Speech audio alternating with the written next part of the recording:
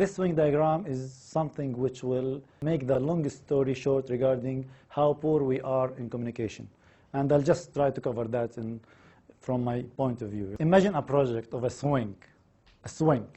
So this is how the client has described it. When you have a client wants to go for a project, first of all, he will have a brief, right? He will have a brief. He'll call someone, please come, I want to construct this swing. And he will give some explanation of what he's thinking of. Okay, then that particular advisor, he's going to do something, and then the project manager is that advisor. He's the project manager who's the experienced person, and the client is ignorant. He doesn't know how construction is even approached. So he will get into that job as a project manager working for the employer. So this is how the project manager has understood that and recorded that in the project chart, which will freeze the scope. What is the scope of that project? This is how it was understood by the project manager. Later on, we asked the structural engineer to design it. So he wants to make it very safe. So he did that design because he wants to protect himself. And this is what's happening. You know, when you ask any structural designer to give you design for foundations, it will be always over design because he wants to protect his liability. And then you give it to someone else who is mature enough, he will reduce it to 50 to 60%. One of the major value engineering exercise that I have been doing when I was working for a developer is to give the design of the structure to some entities to redesign the whole structure. And we were saving millions.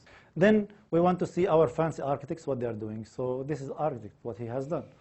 Very fancy design. Yes, it looks very, very, very well established design. So this is how it was designed. And then the builder. In his tender, we will give you the best swing ever. Don't worry, just give me the job and we will be the right people. You know, just will be the right choice for you. And then this is how it was described in the tender. Okay, and then the next one. When it comes to documentations, you know, documentation is contract, drawings, specifications. You know what documentation is. It is very normal to see something like that happening in your career. That's why poor communication is really a critical issue.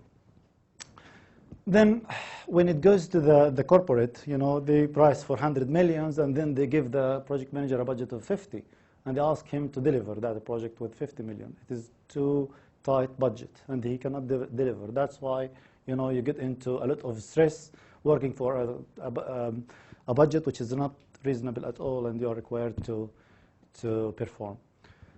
Then what's happening afterwards? What's the next step?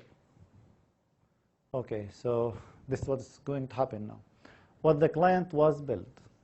So many variations, so many claims, and you get something like that. You get, instead of doing a fancy swing, now you are doing another dreamland.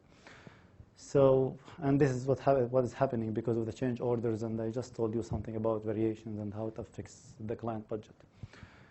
And what the workers have actually built, drawings, job drawings, working drawings were really inadequate, and they did something completely different to what was required. And eventually what the client wanted is a wheel swing. And this is what is actually happening in any project management discipline.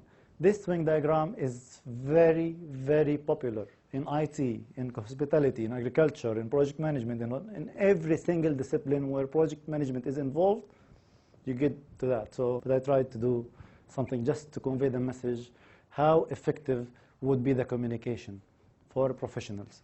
This happens because we don't have professional practitioners working on the project, taking care of what is going to be wrong.